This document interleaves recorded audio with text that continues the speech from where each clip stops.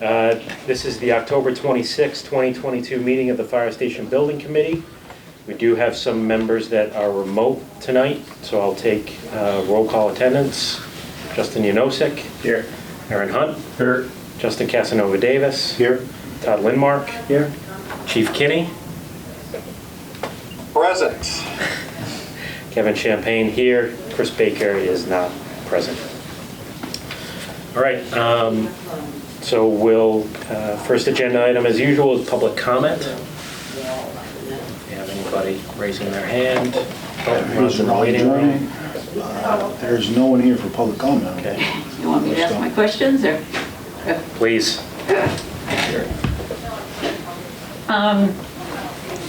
I attended an open house in a different town at a fire station, and a little kid said, "Where's the fire pole?" And the firefighter said they had to remove the poles because we didn't have the insurance. Is that something Norfolk needs to be concerned about? Is that an expense we'll pick up and continue? I'm gonna say no. How old was this firehouse? I also don't know if that's Was this under the purview of the committee. I think that's the operation of the facility. Was it an But old firehouse or a new firehouse that you No. attended? But it's just if you're designing for a pole, it seems like wasted space if you can't use it. This is Chief Kenny, by the way. I not heard where you had to carry an extra insurance. There is a training that we would have to provide for every member of the department, and old fire stations sometimes had to have them removed because they had open pole holes or didn't have the required surrounds and safety mechanisms. This one, obviously, we built to new standard and code, and I'm not aware that other departments are having to carry insurance. Like Medfield has a pole, and I don't think they carry a special insurance for the pole. I worked in a department in Tennessee. We didn't carry any special insurance. We did have to change the closure and the ceiling at one point to be more compliant, but there was no special insurance that was required. You can turn the computer this, so that's Okay. the video source for Zoom. And next topic was, there had been talk about in-town storage, off-site, and I didn't know if that got resolved. Before that question, Dawn, Okay. also, just in terms of the insurance about the pole, what we can do is we can reach out with our sort of insurance company and just double check on that information as well. Okay. Sorry, I didn't hear what your other question was. There had been talk, like if the contractors can order all the windows at the same time and they can have a place to store them in town, that would be easier than waiting to say, I don't need all those right now. But so they asked if Old Town Hall could be used to store. And I didn't know if everybody was aware that normally we kind of rent spaces out for commuters, and I assume that gets less use because of COVID. And So, Steve, you want to handle this one? Because I know you were writing something into the specifications that they had to leave some usable space at that old town hall. So the question is, I don't know if you heard the question, Steve, but... I did, yeah. Yeah. The intent was that we were going to use a portion of the Old Town Hall parking lot, leaving some parking spaces because what we understand it is not used that much at the present time, as much as it was before. However, a pathway has to be left through the space in order to get to the garage that's towards the rear, and behind that, because there's actually town equipment in there, and I think some of the chief's equipment is in there. So we would have them fence it off, but it would still be accessible, and then they could put storage bins on that in that fenced area for materials that they could potentially order now as opposed to waiting. And one of the problems we have is the site that we have is not going to have that much area for storage of on-site materials, because we have an operating fire station and then we have the construction area. So that was something that was we were implementing just to make it a little bit easier for the contractor, and also to probably attract more bidders that may say, okay, I got some more area than just a postage stamp. So, Steve or Ron, do we have a drawing in the set that shows this area? Ron, you're on mute. Sorry. Well, yeah, what we put together is a phasing and logistics plan. And in on the drawing itself, we have an aerial photograph of the site. We also, the aerial photograph is not only the site, but it's basically a little section of Main Street. Shows the proximity of the site and then the old town hall site. So they know the proximity, and then in the logistics and phasing plan, we go on with a few paragraphs about how they can use it for off-site parking, they can use it for storage, they have to leave a vehicular path open at all times between Main Street and the shed, or the storage facility behind it. I can check out the exact wording. I think the Chief Kenny has also told us that he's gonna have some things down there that are gonna get stored to get out of the way of the new construction. So we have that listed on there as well. We do tell them that they have to fence and secure that site, and that off-site storage requirements pertain to that site. So what that means is they'd have to get their own insurance for any of the items that they store there. So they're not gonna they're not insuring the property.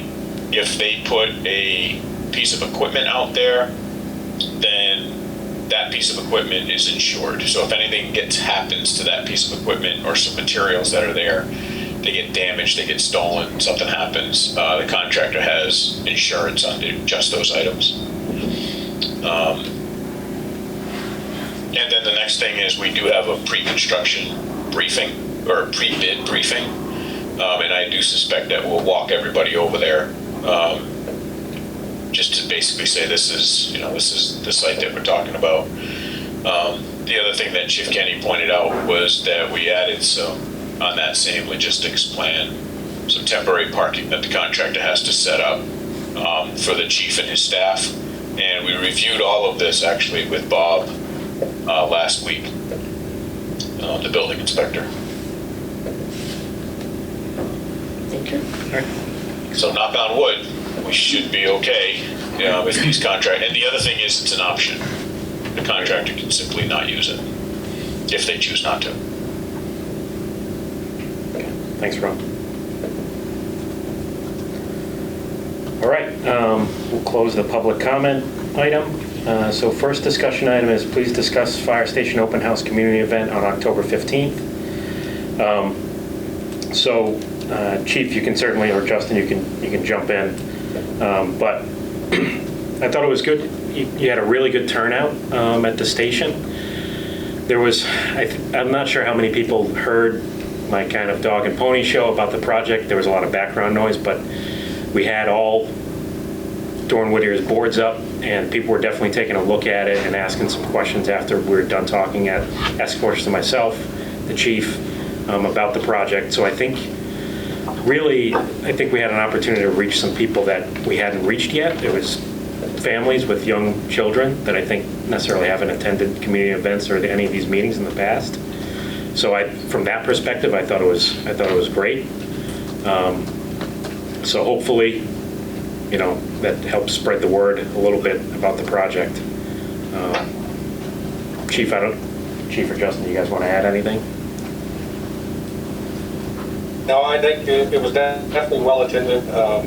There were some people that were kind of new to the project, if you will, or weren't aware of many of the details. They had kind of heard rumors or heard clamoring about it, and they had some good questions. And there were a few people that came specifically to hear about that, that said they hadn't been able to come to open houses in the past, but they were, happy to come this year, and also wanted to come because they had heard or knew there was going to be an update or information provided about the progress on the new project or details about the new project. So From that standpoint, I think it went good. You know, obviously after the open house, we had a sign pop up that, you know, was anti the project, but, you know, I guess that's to be expected. You know, there are going to be people that are for it and those that are against it. So, you know, I'm happy we can just keep the message out there and keep the information out there and keep it open and honest and keep the conversation open and honest and keep moving forward. Anything else anybody wants to add? All right. Please discuss the results of the October 25th Select Board meeting. So, I can give a pretty brief recap. It was a pretty quick meeting.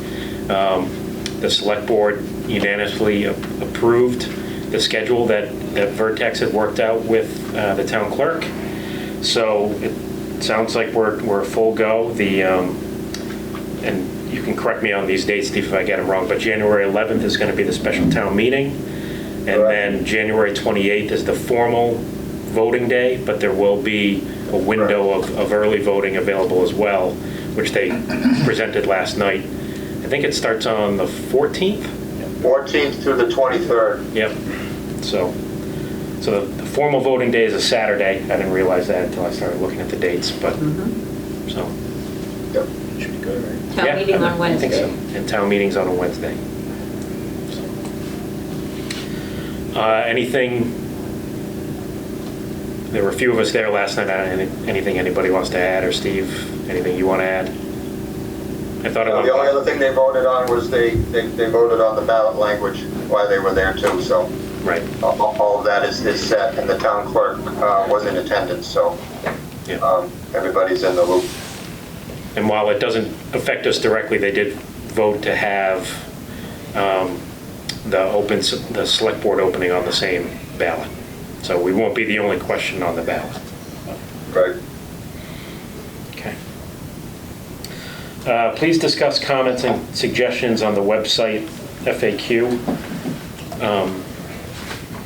Justin, can you bring it up? Amanda had sent it out as part of the package. I don't know if you can bring it up on the screen and we can just walk through it. I don't know if she signed it to her Gmail, but maybe, but I don't know if I want to share that. Actually, what if it's in a share drive?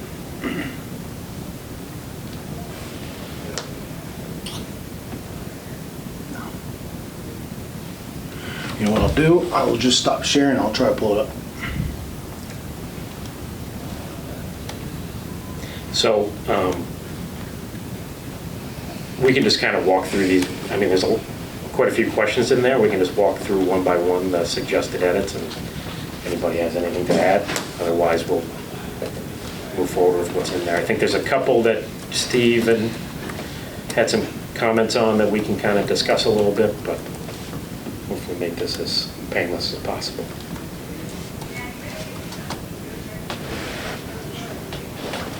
This might be up on the website. Back it.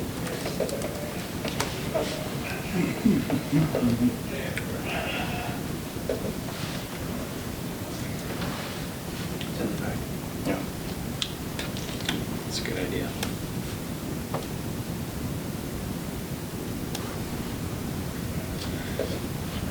There we go. Yeah, perfect. There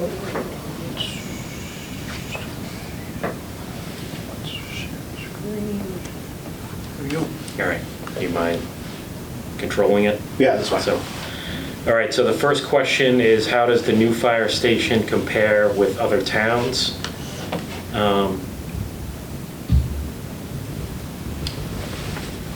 I think, so the only comment here,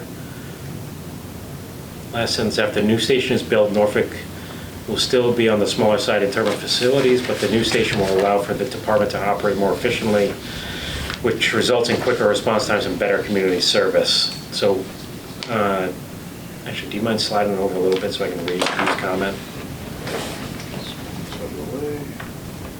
So I think Steve Kirby had a comment if we should provide examples of other town station sizes. I was going to say the same thing, because I think that was the intent of this question in the first place. It was like, what we wanted to say was, you know, for those people that are questioning the size of the station, you know, Medfield Station was built in 2000X and it's Y square feet. Walpole Station was built in 2000X and it's Y square feet. Yeah, I think that's a good idea. And Steve, you had mentioned that there are some other projects right now that are going out to bid or that have been approved for bid. So they're in the same ballpark of process that you are, that Norfolk is, and the stations are actually larger and more expensive. So I think, Steve, was it you who was pointing that out at one meeting? Could have been. It's on the board. Trying to recall which stations in particular, but I know we had some of this information in our presentation on our boards previously. Yeah, I was going to say, I thought there was a board that showed that. Those are the ones that were built. Like we have Walpole on there. They were they were existing, right? Yep, we had Medfield and we had Franklin, I think. I think, yeah. And I think that, you know, to kind of take a look at this question and say, how does this fare with other projects? So if you could give us a day, I know that, and Steve, maybe you and I can circle back. I think that there are stations right now that are out there that have either been approved, you know, as a project going forward, or they're in the process now of already having been approved and are getting their vote, not their vote, but their bids. Yes, Southbridge and Bridgewater, both. And both of those facilities, I believe, are comparable in size or bigger than our project. I mean, I have one going out to bid, but it isn't comparable in size, so that it's not going to help us. Yeah, but maybe it was you, Chief, who during that meeting had said that there are two, and you know, I think, you know, from one perspective, it's nice to be able to say, Norfolk's building a station, you know, and it's this big. I mean, the cost is the cost, right? And if you look at the station that we're putting together, we've met everything. So what I mean by met everything is we're meeting all the new codes that have come to light with NFPA and the building code since Medfield and since Walpole and so forth. But we're also meeting all of the town requirements, right? Many towns don't have requirements like that. So, you know, I think there's something to be said for the station that's going up is not only something that, you know, sort of the architect and the fire chief came up with, but it's the architect, the fire chief, and the town. Because there's been a lot of input from the town. There's been, you know, all department meetings. We're meeting all the bylaws for the look and the requirements of the design. Ron, if I could just cut you off, sorry. I don't think anybody's arguing that. No, I know. I mean, and I think we all understand that. I think the issue is that we have folks that have said the fire station you're designing is the Taj Mahal is too big. Right. So it would be great to have a few numbers that say, well, here's a couple surrounding towns and, you know, it's not that far off. Or it's smaller, or, yeah, right? So, I mean, we had the numbers, so let's just include them. Yeah, even if it's just a link to that slide that shows, you know, How do we compare? Yeah. The slide. comparable costs and sizes, you know, for comparable costs and sizes in nearby towns, click here. Or One just thing put it we need right to in the make sure to question. do too, though, with that is some of these towns have multiple facilities. So, for example, someone may say, okay, well, Walpole's headquarters is only 22,000 square feet. Why is ours 25? Yep. Well, Walpole also has, you know, 3 stations that are looking to build a 4th. So if you would take all of their square footage to operate their park, and in totality, you're looking at, you know, 40 or 50,000 square feet. So, you know, there's that consideration. The same thing with Franklin. Their headquarters station may only be 20,000 square feet, but they have 2 20,000 plus square foot facilities that they operate out of. We're operating everything out of one centralized location, which is a savings to the community. So it's something to keep in mind, because it's not always apples to apples. You say, like, I know the project you're working on now, Steve, is the Falmouth one. That's one of their outlying stations. They have 5 of them. So to do a comparison would not be an accurate or adequate comparison. We got to make sure we're saying the headquarters station, and hey, we only have one facility, where the majority of these towns around us have multiple.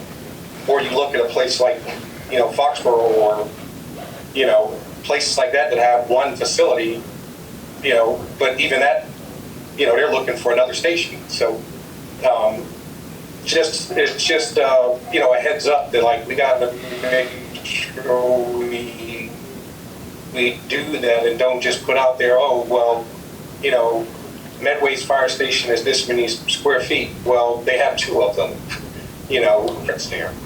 That's what I was going to say as well, Chief. I think that if we are going to compare the size of community, we should compare it based on total square footage allotted to the fire department. Yeah. As opposed to just this project. Didn't we have that noted on those boards that certain towns had multiple stations? Or at least we talked about it at one time. I know we talked about it in some of our, in a couple of our meetings, our town meetings, where we were talking to the community, because that was, as it's indicated on FAQ, was a common question.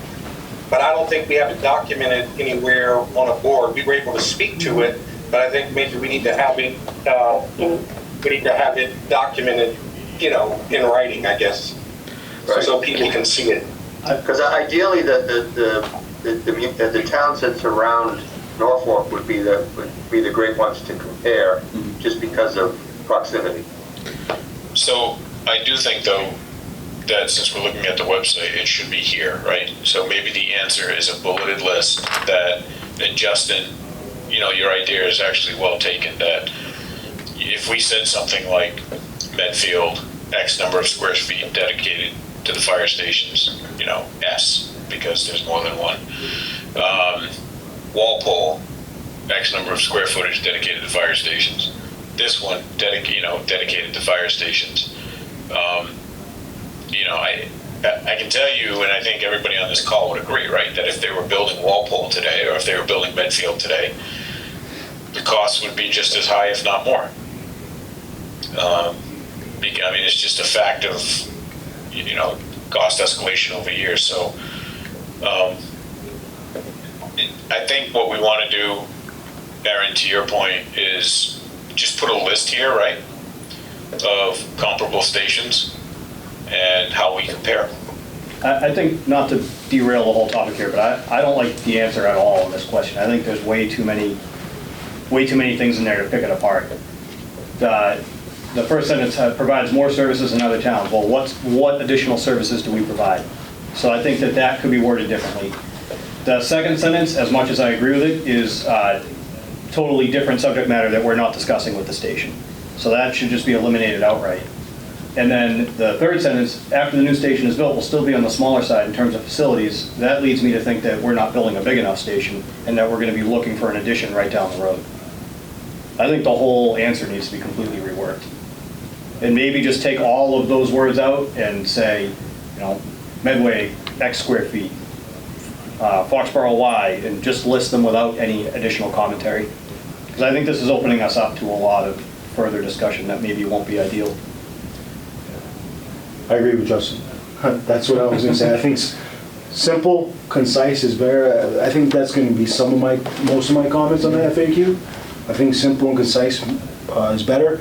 Transparency is good. You put the comparable communities and just see where that aligns. You're going to have maybe communities that have larger square footage and maybe maybe some smaller, but put that in, because that's when you're doing like classification studies, you do comparable communities, and if we're in the average, then we're in the average, and just keep it simple. That's what I agree with Justin. So I guess Ron and Steve, so how do you guys want to handle this? Do you want to take a stab at rewording, or should we have Ron and Steve kind of come up with some wording and see if it's agreeable? I would completely eliminate that entire paragraph and just put like 4 bullets of nearby communities in like one column and then ours in the other column. So it's very clear, immediate, straightforward, exactly what's being discussed. Just square footage. I mean, I think that that's all that, to me, if someone asks, how do we compare it? I feel like that's what they're asking. Yeah. How big of a facility? Sorry. Sorry, I'm sorry to interrupt you, Justin, I apologize. I was just going to add that it may be helpful to add a comment, something like, unlike many other building types, fire stations, public safety buildings in general are very specific and different from project to project and have different requirements that are hard to quantize or qualitize or something to that nature to make sure people understand this is not like building a Starbucks where all fire stations can be the same size. That there are different needs That makes a for lot every of sense. project. Yeah, so maybe a statement like that and say, that being said, here are some comparable sizes in surrounding communities. You know, Exactly. okay. So, To answer your question, how do we get this done? I think, does it make sense for, if you could send us this document, maybe our team and Steve can, because I think we understand the gist, and I think Justin and Aaron have, and Jason here has said, what we really need to do is keep it simple, answer the question, give them the facts, without a lot of commentary about other stuff, right? So does that make sense that maybe we could draft something up and send it, Kevin, that you can forward to all the committee members? yep, we can do that. Okay, Steve, are you okay with that too? Yeah, that's, Okay. however, if we just take it by topic or whatever and send something over that it can be pulled into this document, however this is up on the website, I think that's what you're sort of saying, Ron. What's the mechanics of getting this changed? Yeah, because, I'm just looking at the third question, and it says, what has changed since 2016? And I know we're talking about 2001 and 2015 and so forth, but the simple answer to that is in 2016, there were no soft costs in the project. And in 2016, you wouldn't have fit all your apparatus in the station. So the 2016 project didn't fit what you have today. And, maybe you've added stuff since 2016. We say that later in the next, on the third one down, right? Right. Right. Well, let's get through. Sorry, Justin. No, I was just gonna say, Let's go one by one. let's Yeah. settle number one before we move on to. So number one, yeah, It's just a list. I think, I think Jason's comment is good. And then some kind of just clear and concise list. Doesn't offer much room for misinterpretation. yep. Okay. Second one, I think was just a couple of text edits, really, putting the Roman numeral 4 instead of 4, risk category 4, since that's how it's listed in the building code, and then just one Right. grammatical correction.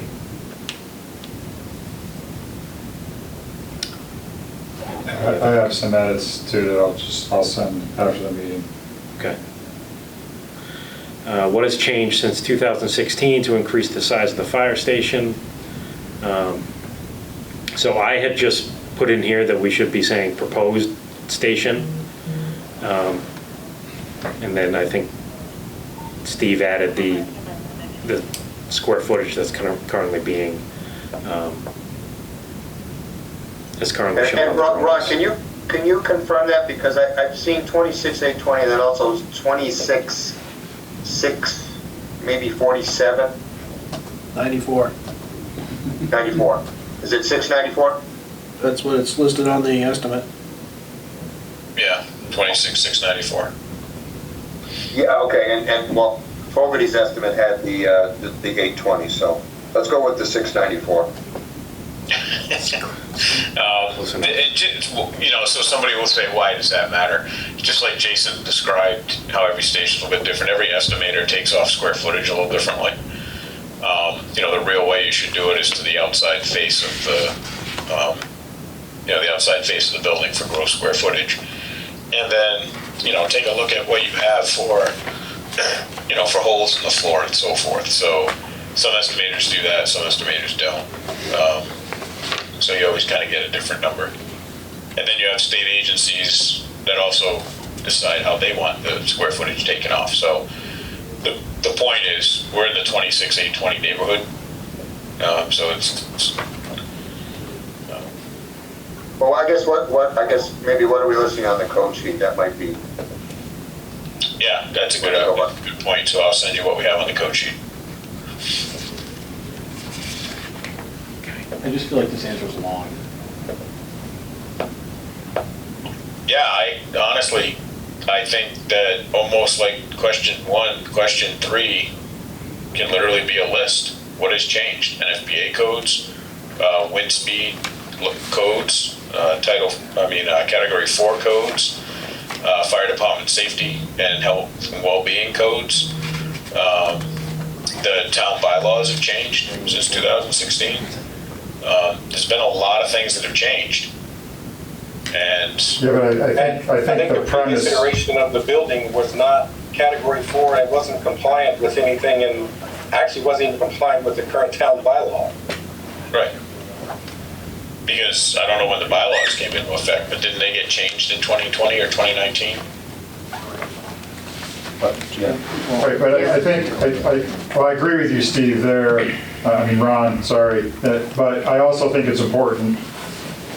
I think the genesis of this question is in 2001 or 2015, everyone thought we were getting a smaller station. So I think we have to address the size of the stations then, which I think this paragraph does. Again, I think I sent some text language, but I don't know if we need a list. I think we can simply say, taking into account current codes, accommodating the department's storage requirements, and responsibly planning for potential future growth, the town's 2021 feasibility study arrived at a station of 25,000 square feet. Yeah, I don't think it needs to be any more than that. And if someone wants to ask us what codes changed, that's a totally different conversation. Again, maybe we list that on the website. I mean, to me, like a FAQ is just a real, 1 to 2 sentences per question. I don't think it's the place to have an elaborate discussion, really. I certainly, if I was scrolling through it, I wouldn't be reading all of these words. Yeah, well, I think we could probably, the third sentence probably needs to be deleted altogether. And I think it's important to remember, we're not reinventing the wheel here, right? These questions were asked. Yes. So we need to respond to what the intent of the question was as we remember it, right? It's not like we're making these questions up because we think somebody's going to ask them, right? These are questions that we've received through this process. We should be answering them as simply and straightforward as we can. Sometimes I think 1 or for 2 the sentences. 2016 building especially, the reality is that building wasn't going to meet the needs of the department. It was based off of significant cuts made because the process of the police station started going over budget. And they were just trying to make cuts and make adjustments based on what was going to be left over. Right. It wasn't a building based on need or anything other than just, okay, we'll take the scraps we get and try to make it work. Maybe, which is very different. Maybe we could explain that and say in 2016, the cost of the building drove the size, and now the needs of the department are driving the size. It says that in here though, right? It says those studies excluded the firefighting apparatus housed at Old Town Hall, and the station was reduced in size to meet a specific dollar amount as opposed to what the fire station needed, right? So I think the information's in here. I don't think we can take too much of the content out. I think there's some editing that can be done here, and I think we're good with this one. I'll share my edits. Okay. It's my 2 cents.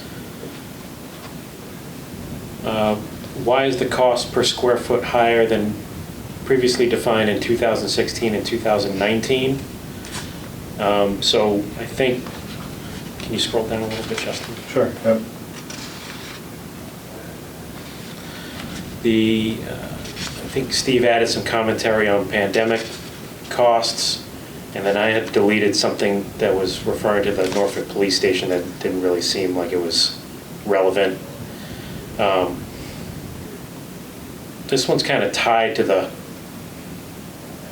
what you were talking about before, Ron, where, I mean, this one could probably...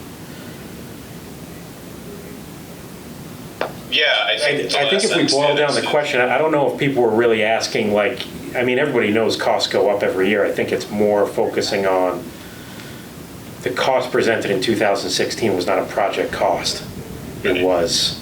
So, It was- and that, you're hitting the nail on the head, Kevin, because I think the response to this really is, why is the cost per square foot higher?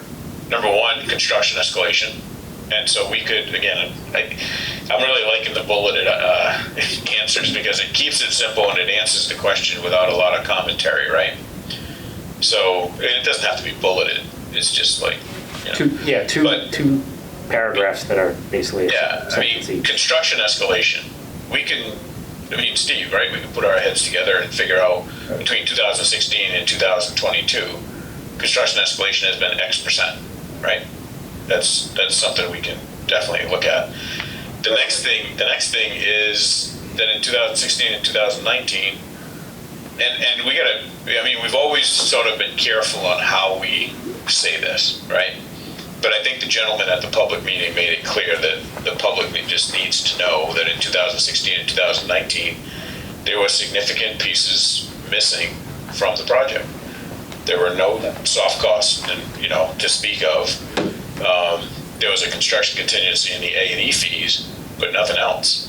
And the fact of the matter is, it didn't meet, current codes. It didn't meet codes at the time, from what we can see. So you take all those parts and pieces that were missing, then you add to that the escalation. And this goes back to what Jason's comment was, which is it's hard to compare one project to another. Had it passed in 2016 or 2019 and it had been built, well, the town would have a station. And, what state would it be in, right? I mean... But this paragraph says everything we needed to say. It just needs to be cleaned up. Yeah. I mean, I don't really think anything before the red comment is really necessary there. And then I think adding the fact of the 2016 estimate, we need to stop hitting the 2016 program with kids clubs. We need to start really just being forthright with what happened. It did not include X, Y, and Z. It was not possible to build it for that price even at that time. It was an unrealistic figure that wasn't based in reality. Because that seems to be a major sticking point. Where is the big difference? Well, the big difference is that figure was not realistic and this one is. Yeah, well, I think the last sentence kind of touches on that, but maybe it just needs to be expanded. That says also, because that touches on that the square footage was too low. That also, it was not an all-inclusive project cost. It didn't include soft costs. It didn't include hazardous materials abatement. And there was no feasibility study. There was none of the things that have been done now to make sure we're doing this, quote unquote, the right way, or the steps taken and the due diligence taken to put a real number out there were done. This was just what they thought was a palatable number. This wasn't a number based on really anything but an idea, not real due diligence and work.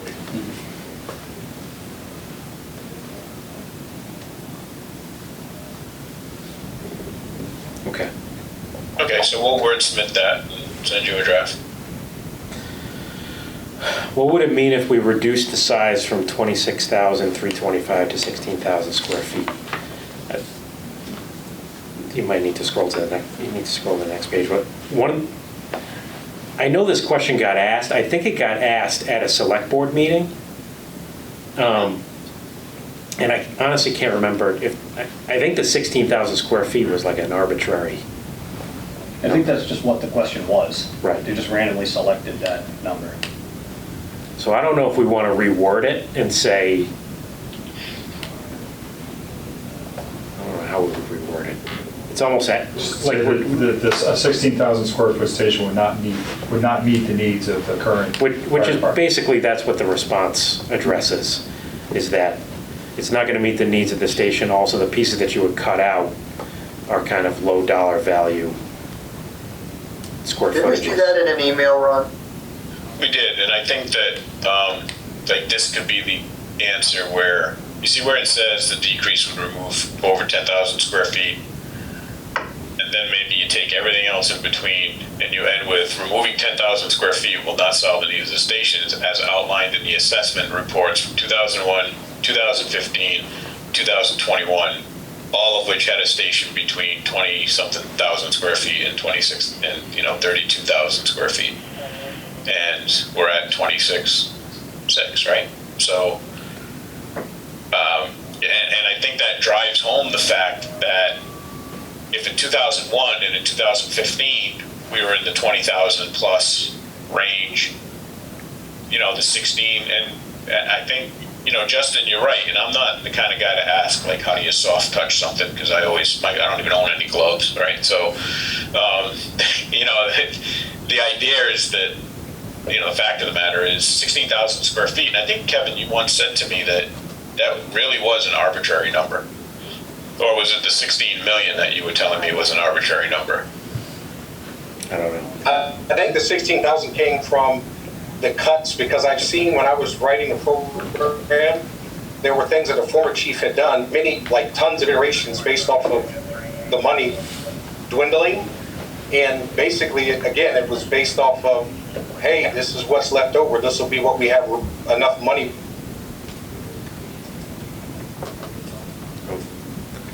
We lost Yeah, the chief. instead of square foot times cost per square foot, it was the total number. It was working backwards from an amount that was left. I mean, I think also this one, like everything above the town's leadership, I don't think is really necessary there. Like, I don't even understand the second sentence, like, that to me reads like an MCAS problem that I'm supposed to decipher. And, like, I think that, town's leadership approach continues that this project is correctly sized and will meet the needs of the department without requirements for additions and renovation for the next several decades. I like, that clearly identifies we've done the job here. Yeah. And then removing 10,000 square feet, like, will not allow us to store all of our equipment on site, and additionally won't have a one-to-one, like, if it's $700 a square foot, we're not cutting out the $700 a square foot part, we're cutting out the $100 a square foot part. It's not gonna be a one-to-one ratio on the savings seen by that.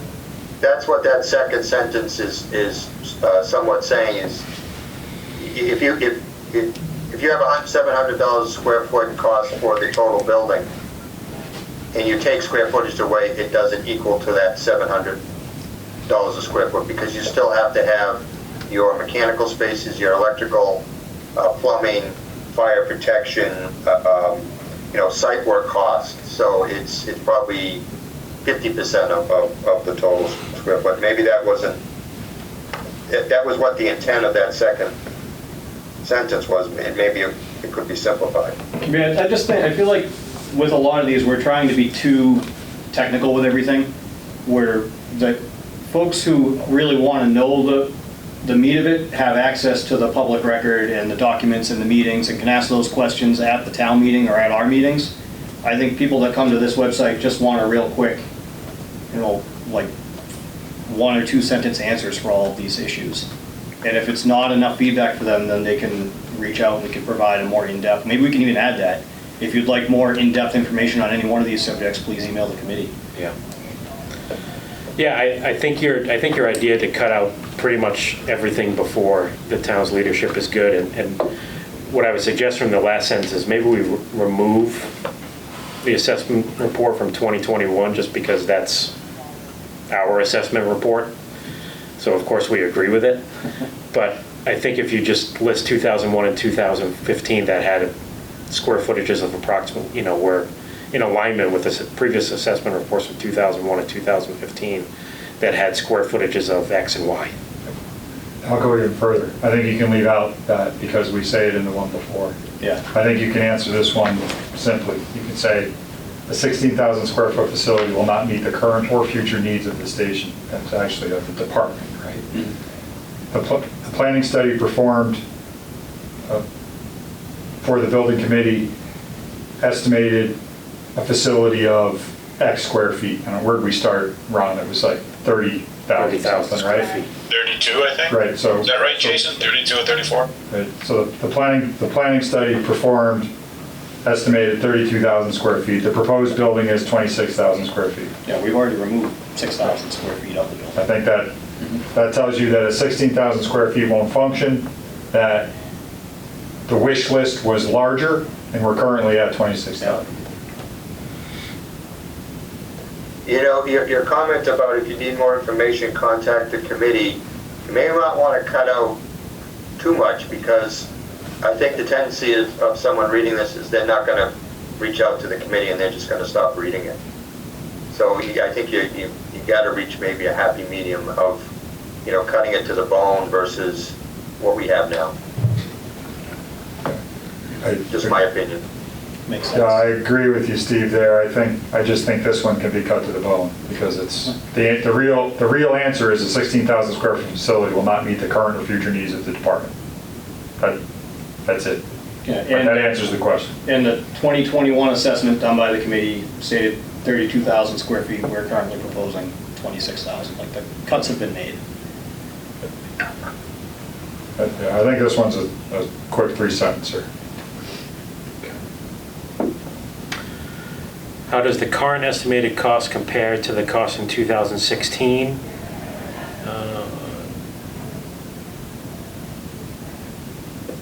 So this was, this one was kind of repetitive, so I added a sentence in blue here that I think kind of is captured in a previous one where it was just that the 2016 appeared low compared to similar projects and was not an all-inclusive project cost. I think we're kind of already answering it in a previous question. I mean, I think that's the answer exactly there. This was not an all-inclusive project cost. Ours is. Correct. Correct. And maybe it's just that blue sentence that stays in.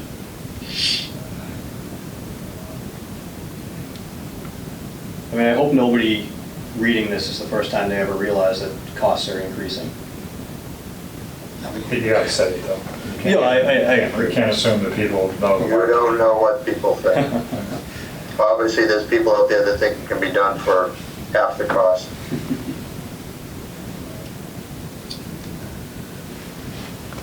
So, I mean, maybe it's keeping the blue sentence and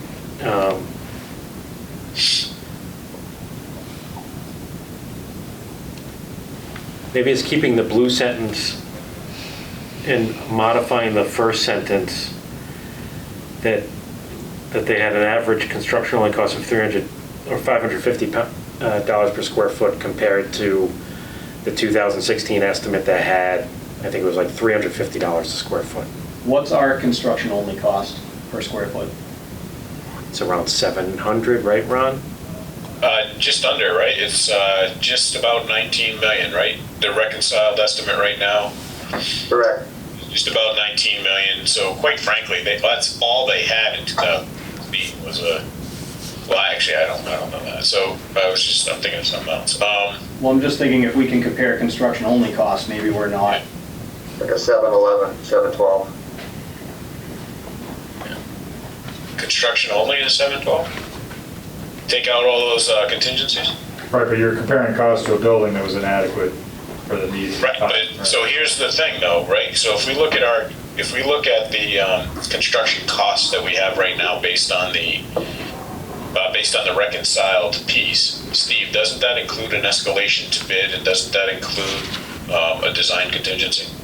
Yeah, like what, 2% or something like that? Yeah. So if I think one's 3.3, one's 2%. If we take that out, because we're comparing apples to apples, if they're asking how does it compare in 2016, 2016 didn't have any of those. It just said here's the budget. Well, if that's the case, then we're taking out site work, hazardous abatement, then OPM, all kinds of other things. We can't it's very hard to compare to the 2016 estimate because the 2016 estimate didn't have a complete project. Right, but I think that's the answer, right? So is the answer we can't compare it because it's not apples? Yeah. Yeah, it's what Jason I said. don't think we should go through an effort to cut and slash our estimate now to try and match 2016. Just say it doesn't compare because their estimate was a failure. Because they were, it doesn't compare. Well, I think what you're saying is what the blue one says. It wasn't all inclusive. We have the following costs that were not in the 2016 project, and we list the OPM, design contingencies, escalation contingencies, all that stuff. Yeah, so it's basically the blue sentence and then those bullet points, Ron. Yeah. That's a good idea. So we get rid of the 550 a square foot and Right. anything like that. Just say it's, it doesn't compare, basically. And the benefit of listing all the things in this question is the answer to the next question is, yes, refer to the responsible. Yep, Yeah, perfect. that was easy.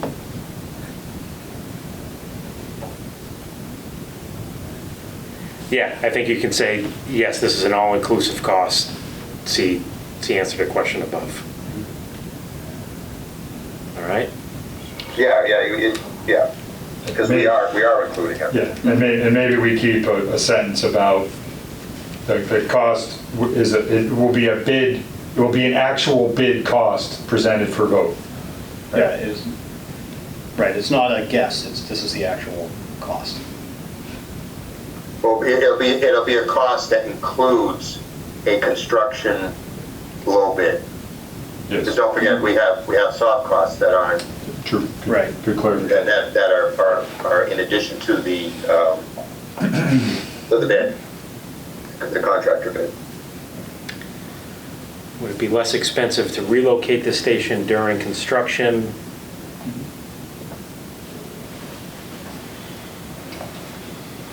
Answer's fine. Yeah, I mean, I thought the answer to this one was okay, Yeah. so, I think that's reasonable. all right. How is the project controlling costs?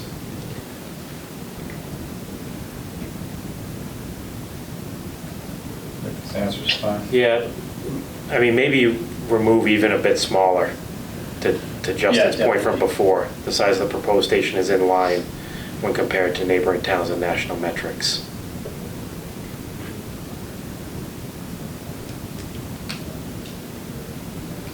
Agree? Okay. How will the project control costs during construction? Good answer. Yeah, I thought this one was good too.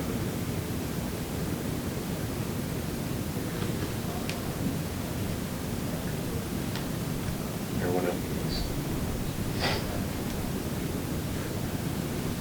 Sorry, I guess I read slow. No, it's okay. Well, yeah, some of these edits were mine, so. Would this be a place to, maybe, this would be a better place to explain that this cost is more defined and less likely to say, have to come back to the table? I think the intent of this question is change orders during construction, not necessarily what the bid was. That's how I read it, anyway. Yeah, and it's tied to the police station, Yeah. right? Yes.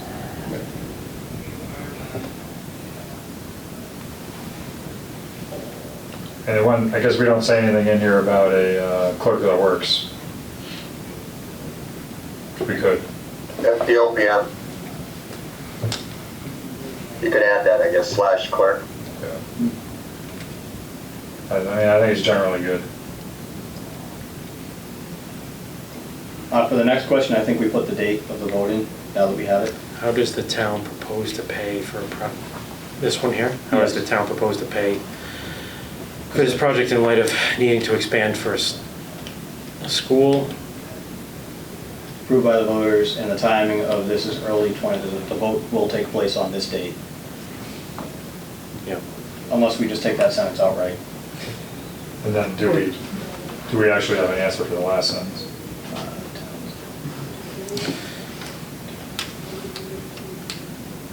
Well, I think that's, Calculate exactly what- I think it might be good to have an idea on that, and I know, Justin, you and Todd put something together before. I'm wondering if it makes sense to present something that shows what money is coming off. So, Oh, it is? Okay. Town's debt load will be reduced in 2025 with KB High School debt being retired. How much is that debt load though? And how does that translate to cost per taxpayer? Like this, to me, seems like the place to say that, you know, although it's hard to exactly calculate the cost, it will be somewhere around X number of dollars per thousand in value of the property, or whatever, however we word that, and allow people to make their own calculation. But I don't think we can say, I think we need a clear answer as to what it's gonna cost the average taxpayer. I don't think we can really not share anything. Feel comfortable doing an approximate? Sure. I think we just gotta Just on be, assumptions only. yeah, I think we just gotta, Maybe have high level. but I think we just need to state what the assumptions are, because there's gonna be assumptions, right? Because there's assumptions in what the interest rate is gonna The be. market could change. The market could change, and just, I think if we can word it, and Todd, maybe you can take a stab at some wording of just outlining what assumptions are in it. That way it's clear, Okay. you know? I mean, especially at the town meeting, someone's gonna ask, how much is this gonna cost me? Yeah. We have to provide an answer. Right. We do it, but that doesn't mean we need to put it in the FAQ. I mean, if So we- at town meeting, we'll also have the bids in hand, so we'll know exactly what it's gonna cost. To the point where, you know, if we say something like, based on current cost estimates and borrowing information, you know, an approximate amount might be X.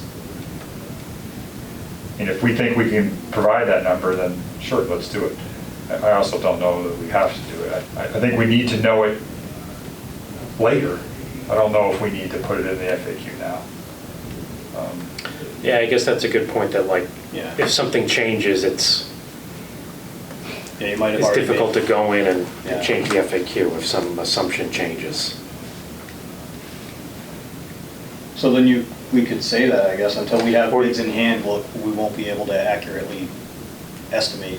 Or say the what committee's intent is to have this number determined once the bids are in hand and discussed at town meeting. I think that's the right say. Yeah. Say the Yeah. committee is working on, you know, getting a number for To present at town what the meeting. impact would be, you know, per person, or per house, however it goes. Per household, thousand, right? 100,000. Yeah, per household.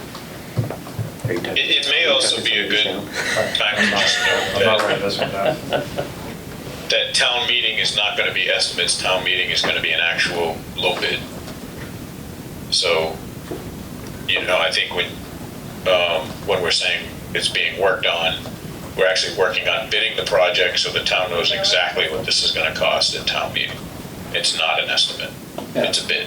I mean, estimating taxpayer cost off of an estimate doesn't really seem that responsible. Right.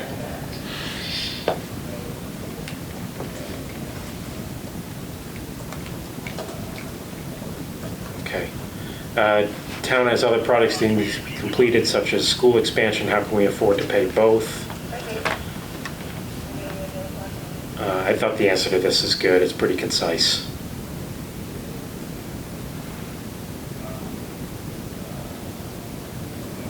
Yeah, that makes sense. All right, did you get a chance to read it? Yeah, I think it's very cool. Why is the design all-electric? Benefit of an all-electric design is, nope, someone's being admitted. I covered up the text.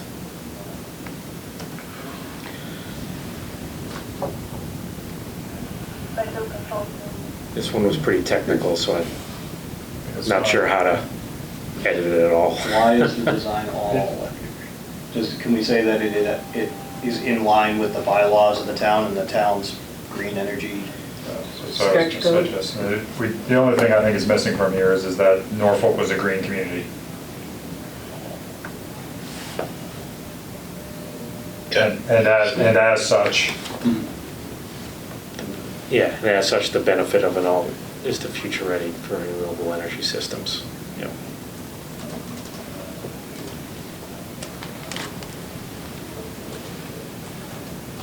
Okay.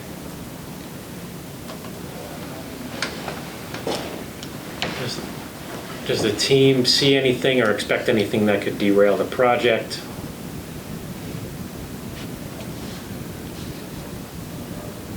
I thought this was a good answer.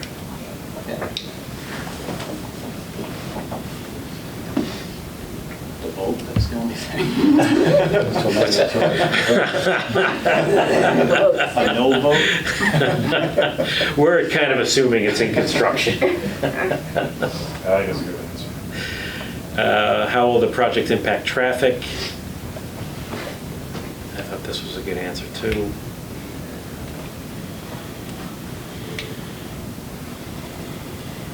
I would, nitpicking, I would just say there is no anticipated impact. Sure.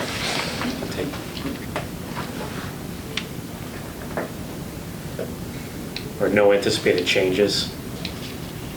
I mean, there will be an impact, because you're gonna have a crane and delivery vehicles. I think that. Long-term? I think it was long-term. The question was really long-term.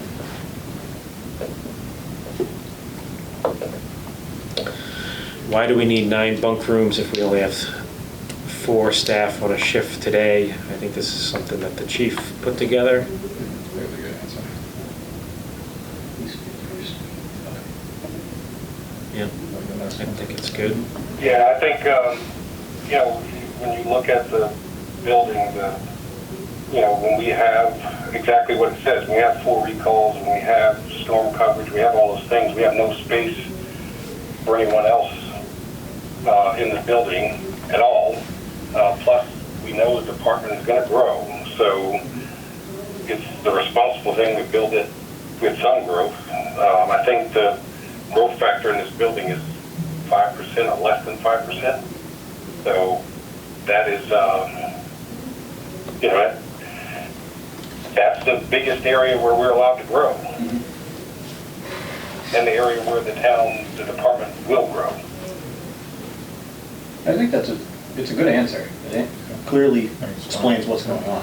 I think the workstation one's fine, I think the apparatus bay one's fine, I think the kitchen one's fine. Do you want to read through these? Yeah, Steve? do you mind? Can you, Sorry. can you scroll down a little, Yes. Justin? Yep.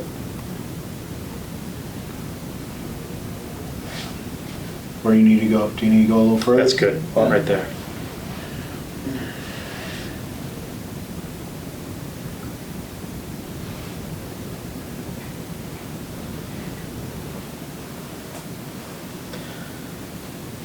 Steve, what did you mean by need to review this for the appliances and equipment items so expensive? Oh, maybe Steve stepped away. I think maybe in the living space question, we could explain that it doesn't allow for, like, I don't know what the right wording would be, but there's no, like, you know, male bathroom, female bathroom, like, there's no distinction between the two. And this would bring us in line with that. There's only mixed gender facilities maybe, or somehow to explain that we're getting a living situation that's much more comfortable for everybody that's employed by the department.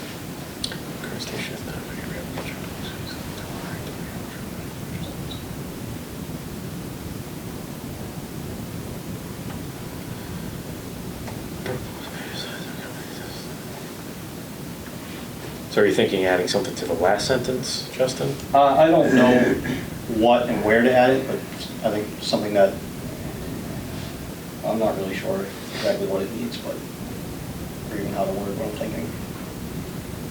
Proposed space or size to accommodate this. Chief might be able to give you language. Chief, for your team that, you know, for male and female living quarters, what are we doing? Like, I imagine these quarters are going to be sort of not how they were when the fire station was built before. The demographics of the fire station or the team is different than what it is now. I mean, this is a perfect opportunity to Yeah, link. so there's the way it's built as a gender-neutral facility, which is what the current best practices for building public facilities and fire stations is. So any bunk room can be used by anyone, and everybody has equal and adequate and equitable bathroom and locker space and everything else. It is completely a gender-neutral building. It doesn't matter if you're he, his, they, them, their, she, it doesn't matter. It's completely gender-neutral.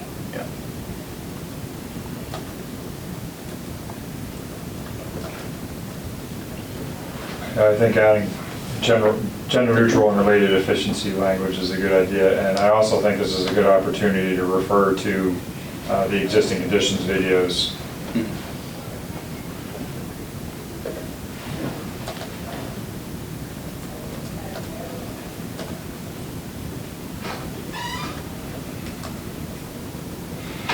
Is there more to the appliance one? Is it longer?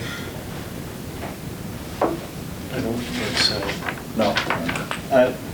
I think people might question, like, why do you need commercial grade appliance? I know from my experience that like a residential dishwasher and a fire station doesn't last longer than like 2 years. Like, it probably runs at least 4 cycles a day, every single day. And I think that the maintenance and upkeep of the dishwasher or the constant replacement offsets the cost of the commercial one. And the commercial one can obviously sterilize or sanitize, whatever the right term is, and reduces the lost work days due to illness that you get from people living together, which is like, I think some people might think like, oh, in my office space, we just have a residential dishwasher and that one's fine. Why do you need something more? What makes you guys so special? Because it certainly is a much higher cost, and it needs a larger drain, it's all sorts of things that affect it. So maybe after that sentence, it's something that, in our experience, commercial grade quality is required due to the wear and tear put on these items in the fire station. Frequency of use. Frequency of use. It might be worth saying, though, that what the fire station is proposing are high-quality residential appliances, because you don't have a Sub-Zero refrigerator and a Viking gas stove and, all the stainless steel commercial kitchen appliances that a school would have or a restaurant would have or anybody would have. What you have are good quality, high-end residential appliances, and that's a fact. And I think when we may have been talking about this long before, there may have been conversations about, and obviously when we went to visit some of these stations, there's a big difference between the commercial grade appliances that other fire stations are doing and what you're doing. Because you got appliances that are going to last because they're good, high grade, but they're not the Viking and the Sub-Zero and the Blodgett and all those other parts and pieces that if somebody said commercial kitchen, right, that's what you think of. But I think that having commercial grade in there leads me to think of that. Like, maybe we say something like, that they're expensive because, like, we need to buy items that we know are going to stand up to the frequency of use and wear and tear. And I don't think we need to say commercial grade, because then I picture like a restaurant. I don't picture, like, even when you just said it's a high-end residential, I pictured something totally different than I pictured when I read commercial grade. I agree with that. I don't. I think you just say high quality. Yeah, exactly. Yeah. Because high residential, I mean, if I'm, a tax grader, why do you need to have high-end residential? Right. I don't have high-end residential in my home, et cetera. So just to stand up to the wear and tear of the needs of the department. Simple. Yes. Keep it simple. Or maybe instead of high quality, sound quality. I don't know, high quality makes it sound like it's Yeah, I just expensive. think, yeah. I don't even think we need to address, we need to buy items that stand up to the frequency of use and wear and tear, expected wear and tear, and that's what these items are. Yeah, and are based on quality items that can withstand the wear and tear of fire station use. Yeah, that's good.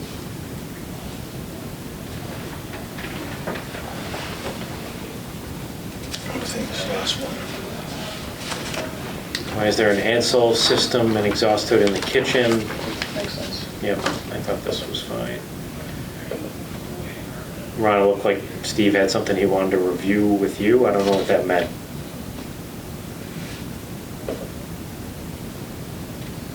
I think just the first sentence. I don't even think we need the second one. Code requires commercial exhaust fire protection or any cooktop on a non-residential home. Easy enough. It's 2 cents. Let's make it one. Let's be done. Is that the last one, John? That was the last one. Okay. So, Aaron, I know you took some down. Can you send those out? And then we'll have Doran, Whittier, and Vertex look through them. Have a good night. And then maybe we can review these at the next meeting and hopefully be done with it. Thanks for writing those down. Okay. Does anybody want to discuss anything else with the FAQ? No? Okay, everybody's ready to move on. Please discuss acoustical study, including costs and next steps. Ron? Yeah, so we got more information. So the acoustic study has to be done if we're getting an EPA air quality permit from the Mass DEP. So if we were doing and I think that's why it says industrial in that language, Aaron, that you pointed out at our last meeting. The issue is twofold. The first issue is this particular project is not required to do it because we're not pulling a EPA air quality permit from the Mass DEP. However, the town does have a noise ordinance. So as it stands right now, we can take a look at what the town's noise ordinance is all about. But we also just want to remind everybody that this can be done now. It can be done later. If anybody ever complains, because that's the bottom line. The bottom line is if anybody ever complains or if anybody wants it, then the building inspector may in fact come back and ask for it, in which case we can do the study. The study is composed of 2 parts. One is to get your ambient noise, and then how does that compare, what is the existing ambient noise compared to the new ambient noise? So we don't have anything that tells us what the existing ambient noise is. But one way to address that in my conversations with a few folks, you can shut the building off, frankly, and the building's not going to make any noise. You can then test the generator. You can hear the noise of the street. So if the new building is technically shut down, because what you have in your new building, which was an interesting observation during these conversations, you don't have the proper ventilation you need in the existing building, right? And you don't have it, I don't know what you have for an air conditioning system in the existing building. So the fact of the matter is air moving in and out of this building, in and out of the sidewall louvers, is essentially what makes all the noise. The generator, obviously the emergency generator, makes some noise, and the compressors of the new building will make some noise. So looking at the old building, you really don't have a lot of compressors outside the building. You do have an emergency generator, and one could argue that our generator and your generator, whether it's the same or different, it's still generator noise, right? It's not constant noise. So I guess the fact is, it's something, and I understand the frustration about why do we have to do this? There is the town ordinance that we have to, or the town bylaw rather, that we have to look into. I mean, we're not the only town with a noise ordinance. What's that? We're not the But only. the noise ordinance doesn't say you have to do an acoustical study. Yeah, we're not the only town that has a noise ordinance. Right, I would think most towns probably do. right. But so what we've learned is we're not, the requirements that were discussed last week are not requirements. And you guys are looking into the local bylaws and sound ordinance to see if there's some requirement. Yeah, and what the bylaw says is that you don't need a beforehand study, is what I'm trying to get at. Right. So Okay. good. Okay. you need to address noise if it becomes a problem, basically. And I will send you something, Steve and Kevin, that you can share with everybody exactly what the noise bylaw says. And so, in general, I have a quick question. If we're responding to calls from this facility like we do now, the sirens and the trucks are gonna make noise, no different than they always have. Is that something that we need to consider, like, you know, we can't not turn on our lights and sirens to respond to calls, like, that's endangering the public, so like, Correct. It you're has probably gonna get a complaint. But It's the building, yeah. I don't know. It's the building. So it's the way that it reads. It's actually that it's any noise generated from the building that quote unquote could be avoided, right? So if you have, you know, the fire trucks going by, that can't be avoided, right? So anything that the building is doing that quote unquote can't be avoided. And then one would argue, well, you could put, silencers on generators, you can put mufflers on generators. You may be able to put something on the condenser. We're not quite sure. Mechanical folks are going to look into that when they finish, after they're finishing their bid documents here. But to put any kind of attenuators on you can put an attenuator on an air handling unit, right? We've all seen them. But we can't, like, So can't avoid an air the bottom line is Oh, it yeah. really doesn't have to do with okay, any kind of emergency vehicles or any kind of noises or parades or anything like that that isn't coming from the building and that could have been avoided. so Steve, if we look at it sort of the other way around, all of the equipment that we can locate inside the building, we're locating inside the building. Correct. All of the equipment that we're locating outside of the building has to be outside of the building. Correct. There are ways to treat this equipment if, for some reason, they are providing offensive sound levels.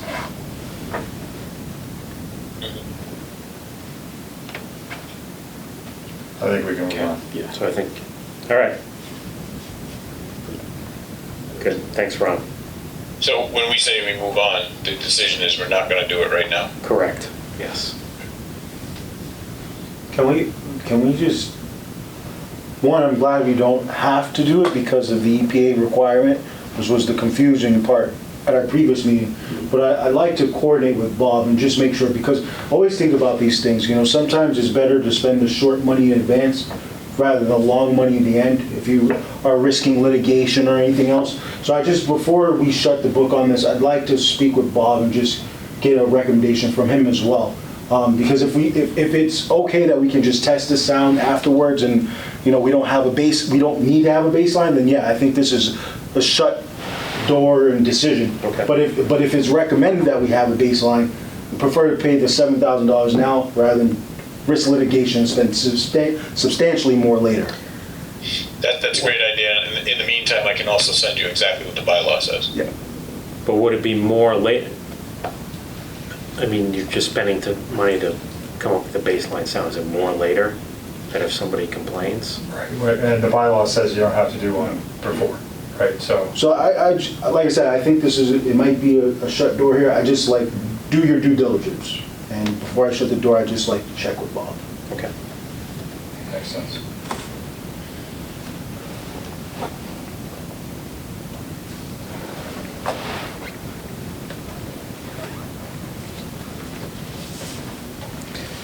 All right. Please discuss informational board costs. So Ron, have you received those costs yet? I have not, but Mike's working on it. Mike is the fellow over there at Allegra. Okay. We're obviously anxious to make them, so. We did get an email today. The email said that he's going to get it to us ASAP. As soon as I get it, I'll email it to you, Kevin. You can share it, and Justin, and y'all can share it with everybody. Well, I think basically what we approved last time was, I think it was $2,000, or I'd have to go back and look at the tape of what the exact amount was. So it might be something I can just approve as soon as you send it to me. So. Okay.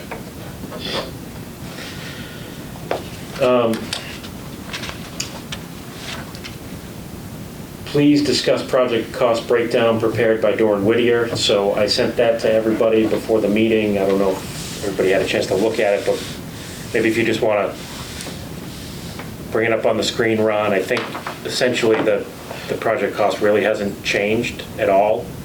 I think it's a little higher than design development, but a little lower than schematic design. So it seems like it's still pretty in line. I think, Kevin, this is the, I don't Oh, maybe see it you up sent- on the yeah, you screen, sent it to me. I think this is the budget that I sent you, which Yes. is basically the same as Ron's CD60 update. We're at approximately 22,054 or 056. Do you want to share your screen? I thought it was coming up. As part, it was part of the. It was part of the meeting packet. I think I can do that. If you, Yeah, no, we have it here. Give me 1 second. Yep, it's right here.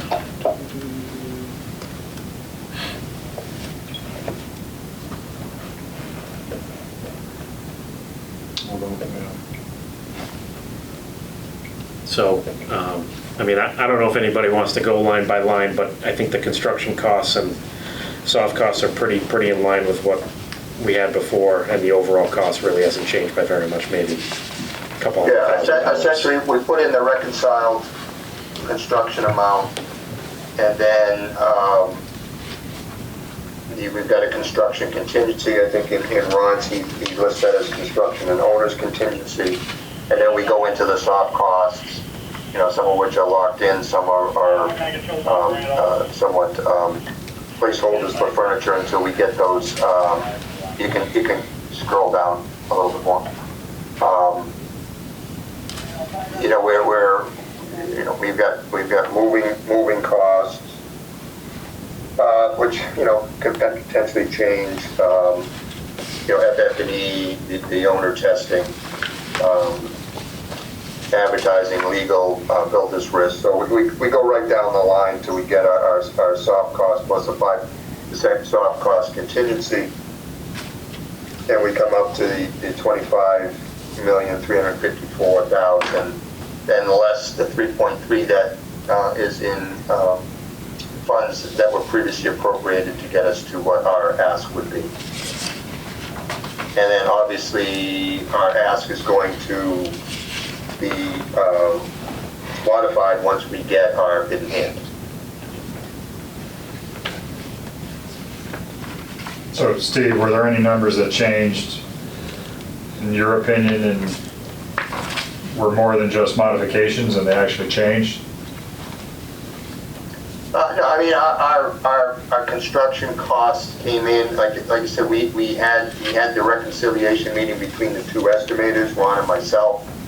Went through that. I think we went up a little bit, but not significant. I think we were running around 19. I think it was 19.2 at the DD, so we're at 19.5.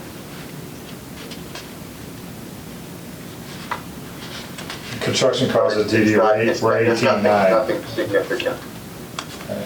The You construction, agreed, Ron?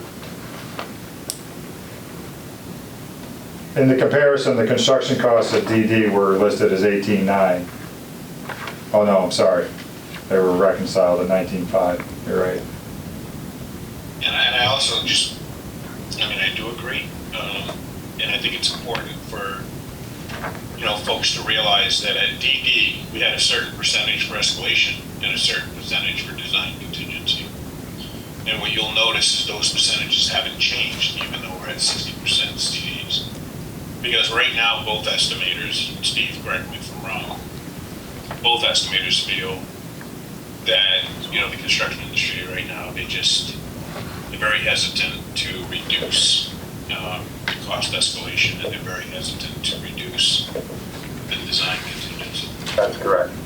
Even though we're not into the project, that's their concern, is, just let's keep those contingencies, because both those numbers together are almost $500,000. They're, a few $100,000 there. And it's protecting the budget, because, obviously our hope is that when we get this bid in, it's in line with what we've been talking about all this time, and it's not drastically different up or down.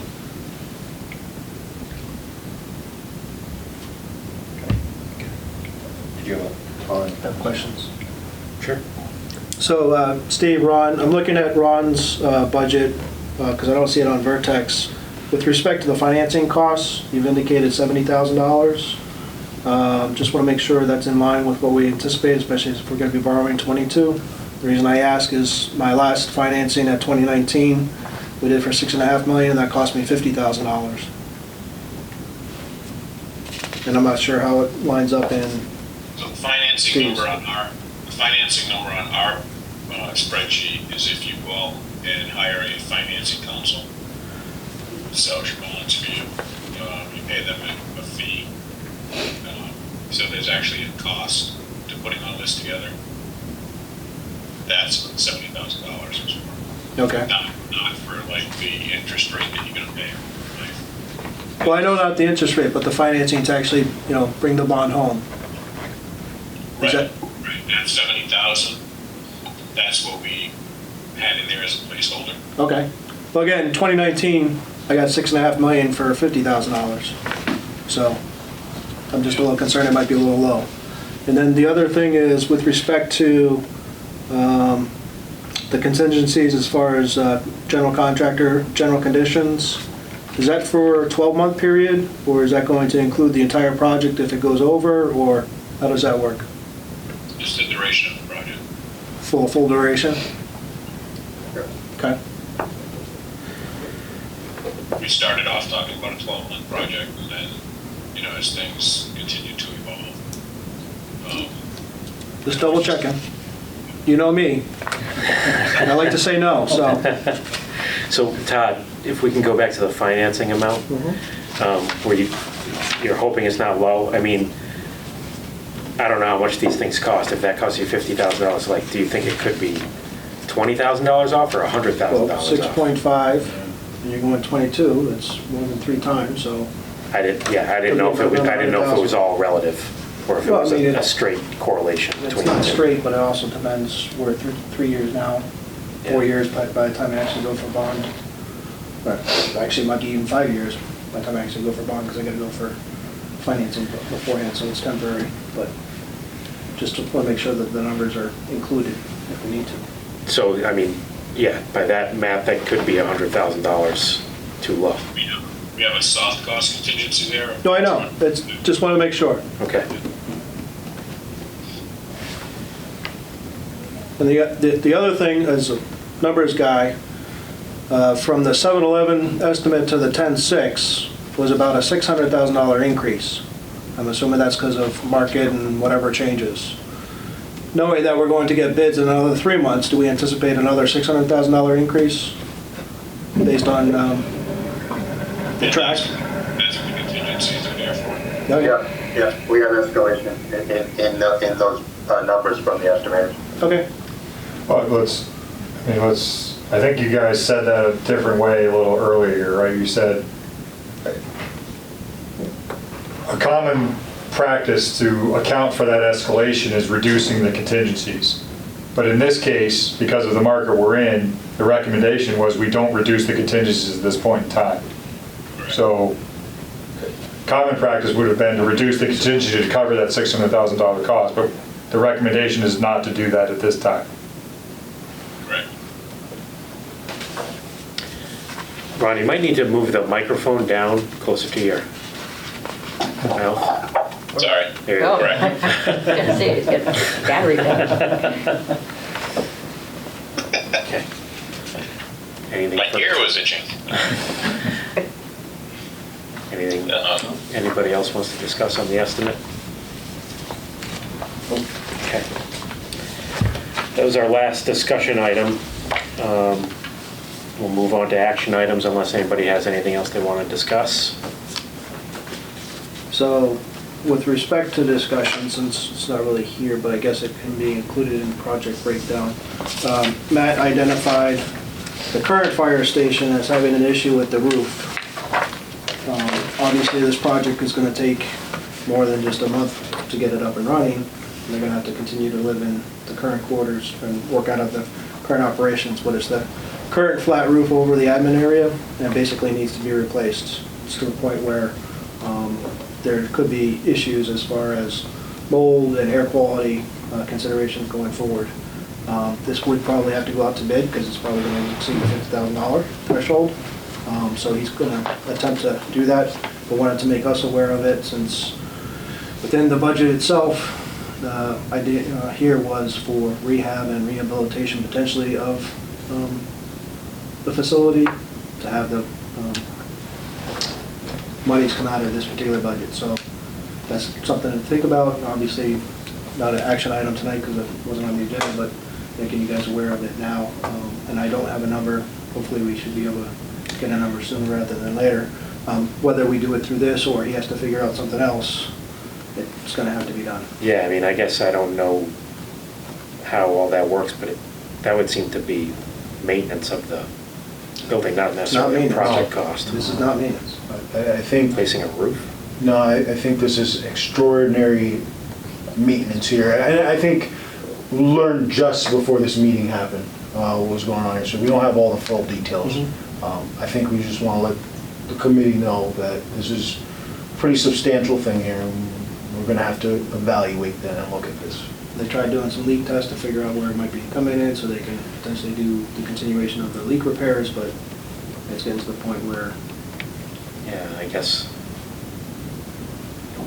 It's a weird conundrum, because obviously we have a project that we're trying to move forward with here, pretty large project, and then you might have to invest some money into your existing station. that we're going to be demolished. Yeah, so it's, I think we literally just found out about this before the meeting, maybe 20 minutes before it, so just want to let the community. There was a point brought up at the select board last night about an $11,000 cost for ventilation fans and how they were thankful it wasn't tied to the building.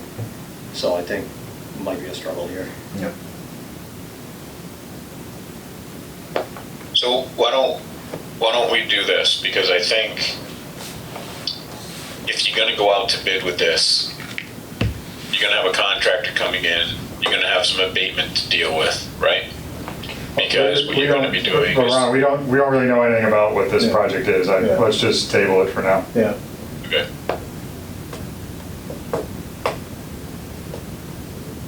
All right. So please review October 26th pre-qualification committee meeting and vote to issue notices to contractors. So, Steve, what exactly do we need to ask for a motion for? I guess, yeah, but just so those who weren't in attendance, we did have a meeting at 4 o'clock this afternoon to review the results of the pre-qualification of the general contractors and the filed subbidders who submitted proposals. Because this project has a construction estimate of over $10 million, it's a requirement to pre-qualify in advance of bidding. I did say at that meeting that I didn't think a vote was necessary, but I forgot that I had put this in as an agenda item. So at that meeting, we went through and basically just discussed not who was being pre-qualified, because there's probably 100 different contractors, but we went through who was not going to be pre-qualified. The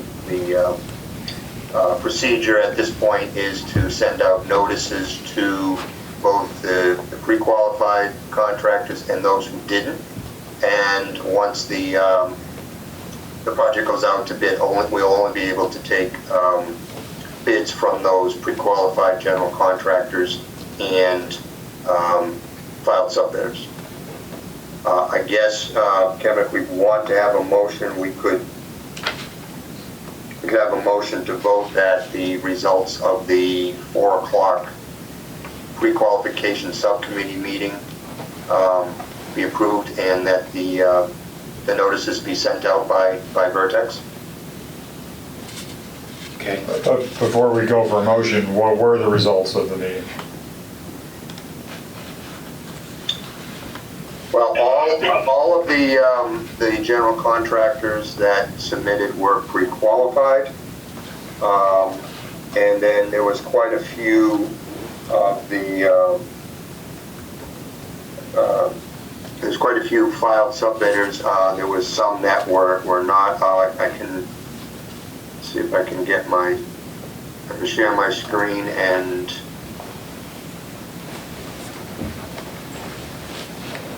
if I can get this up.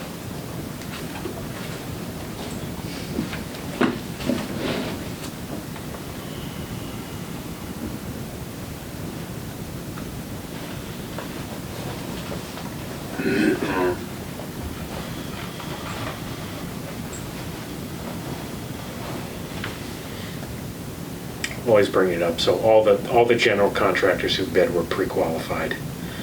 There were a handful of subcontractors that were not pre-qualified. I think one or two maybe in some trades. There were enough left over in each trade that we're not going to have less than 3 bidders, other than the elevator, which we only had 1 bidder anyway. So is there a recommendation of the subcommittee? We make a recommendation to accept Yeah.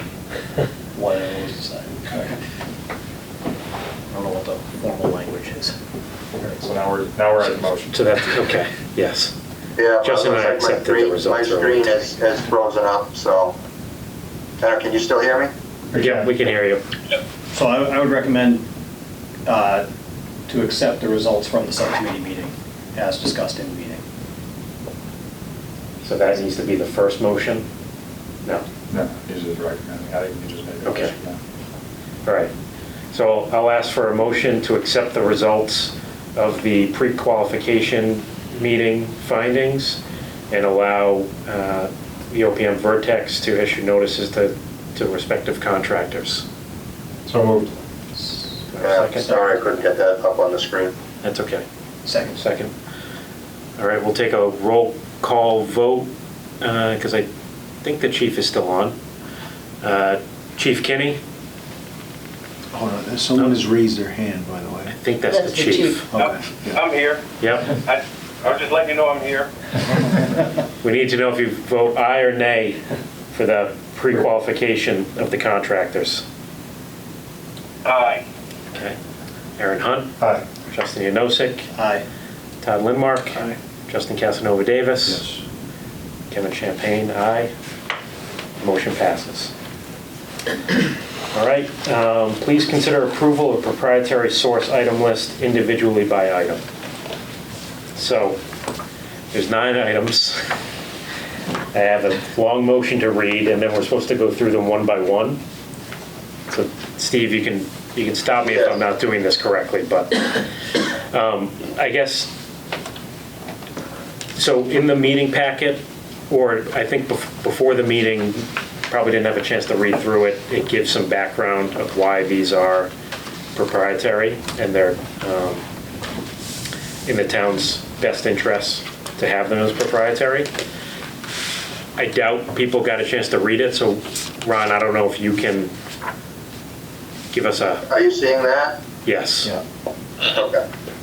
So I don't know if you can give us a high-level understanding as we go through each of these? Sure. Okay. Just to quickly go through the sectional doors, we're trying obviously to strive for the mass saves thermal performance of the envelope. So to get doors that actually comply with the energy code, comply with mass saves, and also comply with the wind loading, there's only 2 companies that we know of that make these, and we've checked with all of the normal folks. So we're asking that the town tell the contractor to either pick Wayne Dalton or Coplay as one of 2 manufacturers that they're going to submit on the project. And the reason that we're presenting 2, because usually a sole source is only a single, but in mass public projects, we're supposed to provide 3 equal manufacturers. So we only have 2, so we're making it a sole source of 2 as opposed to 1. And that comes up on another item also. Let's do it. Hoping that didn't confuse you. That's good.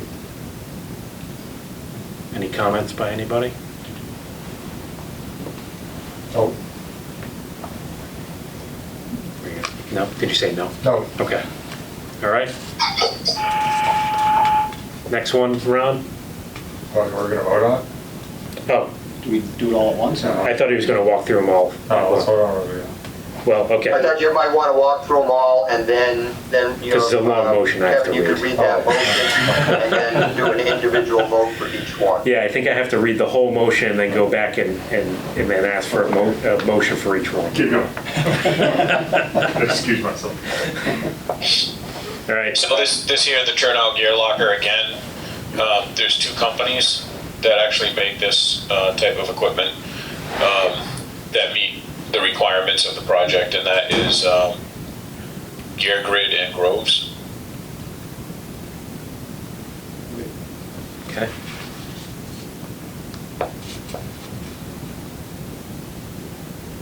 The sliding pole is only made by one company, but it's made in Massachusetts, that's a good thing. But since there's only one company and there's no competition, we have to bid this as proprietary. And I assume, that must happen on every project, I assume, Ron. We do, Yeah. yeah. So actually, it's a good point. So what you're seeing here is not unique to Norfolk. What you're seeing here is items that we typically do on other projects, which is why one of those letters refers to lead, and this is not a lead project. Okay. So that's the fire pole. Yep. Steve, if you want to go to the next one. Resilient flooring. So the flooring that we're specifying, which is linoleum, all the companies have been eaten up by all the other companies, and now Forbo technically is the only company that makes linoleum tile that's truly linoleum tile. And that does not require polishing, restoration, the type of cleaning that the other manufacturers require. And so, as we said on some other projects, we've specified this linoleum tile, and this is what you have in your kitchen, by Forbo, which is truly the linoleum tile that you all know, simply because the smaller companies and competition has been eaten up.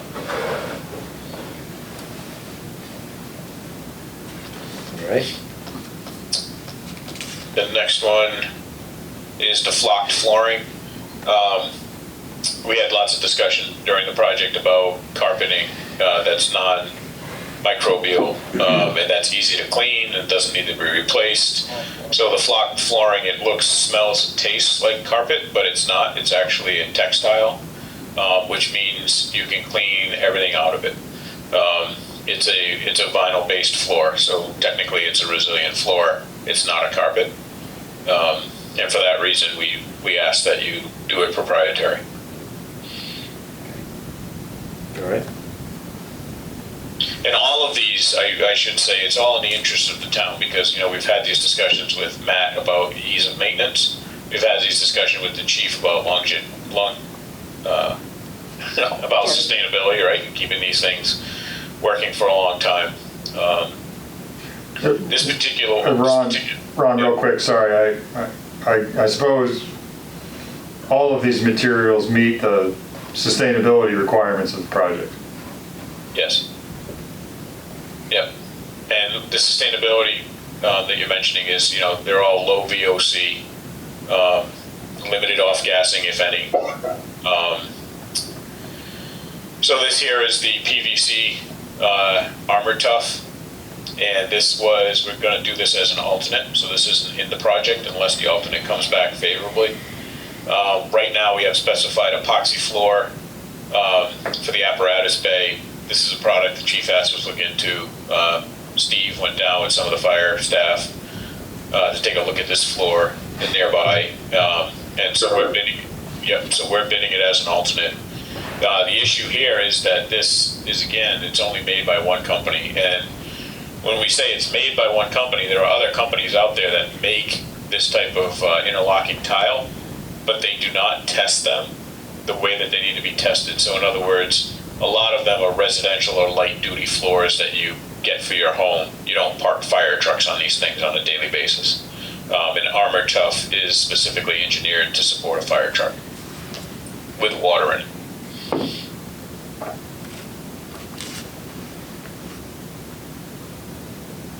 Okay. The next one is it's called a rain screen standoff. Again, the sustainability aspects of the project requires that we don't have any thermal breaks. This is a product that reduces the amount of thermal breaks. There are other companies out there like Green Gert and Nightwall, but the Exotech MVP standoff is it essentially performs for the net zero readiness that we're trying to achieve. And it's stainless steel, so it's long lasting, and we don't have to worry about it.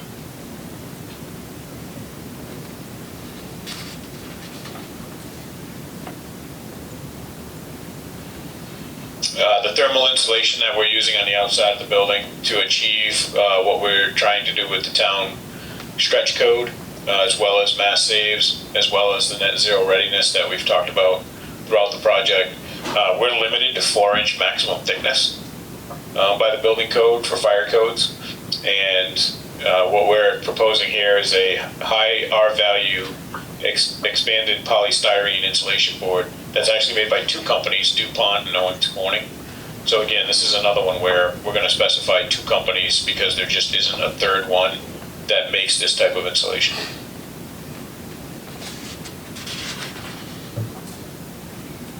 This is the last one. Yep, and the polyash siding that we've talked about in the past, it's acts, looks, and smells like wood, but it's not susceptible to insects, not susceptible to water, ease of maintenance, long lasting. It's not fiber cement, so it doesn't have the inherent issues with that. It's not wood with the inherent issues with that. It holds paint longer, and for all the reasons that we've talked about earlier, you know, the criteria is to generally have a maintenance-free, and we use that term loosely, right? Maintenance-free, very low maintenance exterior. That gives it the look of the siding that we were talking about, so that it fits the context of Norfolk. Okay. Anybody have any questions on any of those? All right. So I'll start the motion process. After reasonable investigation, Doran Whittier has determined that the use of the following or equal in the project will be in the best public interest: overhead doors, Clopay overhead doors, or Wayne Dalton overhead doors, turnout gear lockers, Gear Grid or Groves Incorporated, fire station slide pole, McIntyre Brassworks, Linoleum Forbo floor systems, Flocked Flooring Forbo floor systems, solid PVC floor tile Armor Tough, rain screen standoff brackets Exotech companies, high R value XPS insulation board DuPont Cavity Mate Ultra of Owens Corning, high R NGX, polyash composite engineered siding, true exterior by Westlake Royal Building Products. Fire Station Building Committee, acting as the government body through its designer of record, will determine whether an item bid is equal to the above listed products in quality, durability, appearance, strength, and/or design, will perform the intended function at least equally and conform substantially, even with deviations, to the detailed requirements contained in the specifications. A reasonable investigation has determined that these systems offer many positives to the project. Each item will be voted by the Fire Station Building Committee separately. So, Kevin, you got to read the first paragraph. oh, I thought I would read the first paragraph for each one. Okay, all right, yep, sounds good. That works. What was the fourth sentence? Todd wants me to read it again. I can send it to you. It's recorded. Motion to authorize the town's designer of record, Doran Whittier, to use proprietary performance specification in the bid documents for the new Norfolk Fire Station project related to overhead doors by Clopay Overhead Doors or Wayne Dulin Overhead Doors. So moved. Do I have a second? Second. All those in favor, well, I'll take a roll call vote. Chief Kinney? Aye. Todd Lindmark? Aye. Justin Casanova Davis? Yes. Aaron Hunt? Aye. Justin Yanosik? Aye. Kevin Champagne, aye. Motion passes. Motion to authorize the town's designer of record, Doran Whittier Architects, to use proprietary performance specification in the bid documents for the new Norfolk Fire Station project related to turnout gear, lockers, gear grid, or Groves Incorporated. Second. So moved. So moved. Second. All right, Chief Kinney, Aye. Todd Lindmark, Aye. Justin Casanova Davis. Yes. Wish your name wasn't so long. Aaron Hunt, Aye. Justin Yanosik, Aye. Kevin Champagne, aye. The motion passes. Motion to authorize the town's designer of record, Doran Whittier, to use proprietary performance specification in the bid documents for the new Norfolk Fire Station project related to Fire Station Slide Pole McIntyre Brass Works. So moved. Second. All right. Chief Kinney, Aye. Todd Lindmark, Aye. Justin Casanova Davis. Yes. Aaron Hunt. Aye. Justin Yanosik. Aye. Kevin Champagne, aye. Motion passes. Motion to authorize the town's designer of record, Doran Whittier Architects, to use proprietary performance specification in the bid documents for the new Norfolk Fire Station project related to linoleum by Forbo floor systems. So moved. Second. Chief Kinney, Aye. Todd Lindmark, Aye. Justin Casanova Davis. Yes. Aaron Hunt, Aye. Justin Yanosik. Aye. Kevin Champagne, aye. All right, motion passes. Motion to authorize the town's designer of record, Doran Whittier Architects, to use proprietary performance specification in the bid documents for the new Norfolk Fire Station project related to flooring Forbo floor systems. So moved. Second. Chief Kinney, Aye. Todd Lindmark, Aye. Justin Casanova Davis. Yes. Aaron Hunt, Aye. Justin Yanosik, Aye. Kevin Champagne, aye. Motion passes. Motion to authorize the town's designer of record, Doran Whittier Architects, to use proprietary performance specification in the bid documents for the new Norfolk Fire Station project related to, I just did flock flooring, right? Solid PVC floor tile, armor tough. So moved. Second. Chief Kinney, Second. you got beat to the punch. We gotta keep it easy for the minutes. Todd Lindmark, Aye. Justin Casanova Davis, Aaron Hunt, Aye. Justin Yanosik, Aye. Kevin Champagne, aye. Motion to authorize the town's designer of record, Doran Whittier Architects, to use proprietary performance specification in the bid documents for the new Norfolk Fire Station project related to rain screen standoff brackets, Exotech Companies. So moved. Second. Chief Kinney, Aye. Todd Lindmark, Aye. Justin Casanova Davis. Yes. Aaron Hunt, Aye. Justin Yanosik, Aye. Kevin Champagne, aye.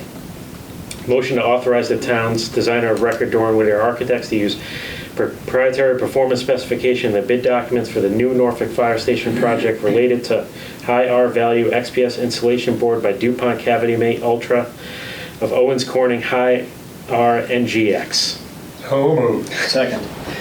Second. Chief Kinney, Aye. Todd Lindmark, Aye. Justin Casanova Davis. Yes. Aaron Hunt. Aye. Justin Yanosik. Aye. Kevin Champagne, aye. The motion passes. Motion to authorize the town's designer of record, Doran Whittier Architects, to use proprietary performance specification in the bid documents for the new Norfolk Fire Station project related to polyash composite engineered siding, true exterior by Westlake Royal Building Products. So moved. Second. There you go. All right, Chief Kinney, Aye. Todd Lindmark, Aye. Justin Casanova Davis. Yes. Aaron Hunt. Aye. Justin Yanosik. Aye. Kevin Champagne, aye. Motion passes. That's all of them. Just so you guys know, the reason that we were doing them separately is because there was a concern if we did them all together under one motion, that if there was some kind of protest, bid protest, during bidding or sometime during the project, it may impact the other items. Yep. So, Okay. you know, err on the side of caution. Sure. Kevin says thank you. At least it was only- I like the, Take a glass of water. I like the flock flooring 4x floor system. That's a good one. Say that fast. All right. Not on That- camera. What's that? Don't say that Yeah. fast on camera. All right. Last action item, please consider approval of meeting minutes. Chris Baker's not here, but he let me know that he did review the minutes and had no comments. So these are minutes from, I think, July and October. Do you have the dates? Yeah, so August 10th Oh, August 10th and and October 15th. October 15th. I have a comment about October 15th. Okay. Is that allowed? You can allow it if you like, but if you don't, yeah. Yeah. I think, yeah, I think we're going to ask for approval of the minutes. Okay. I'll ask for a motion to approve the, what was the August date? Yeah, October 15th and August 10th. August 10th and October 15th meeting minutes. So moved. Second? Second. All right. Chief Kinney, Aye. Todd Lindmark, Aye. Justin Casanova Davis, Stay. Aaron Hunt, All right. Justin Yanosik. Aye. Froze there for a second. Kevin Champagne, aye. The motion passes. All right. Anything else anybody would like to discuss? Hey, Kevin, there's a hand up on the screen. I don't know whether That's the chief. He's had it up there for about 20 minutes. We're leaving him hanging. He's just excited to be here. All right. I'll ask for a motion to adjourn the meeting. So moved. Second. Second. All right. Chief Kinney, Aye. Todd Lindmark, Yes. Justin Casanova Davis, Aaron Hunt, All right. Justin Yanosik, Aye. Kevin Champagne, aye. Thank you. Thank you, everyone.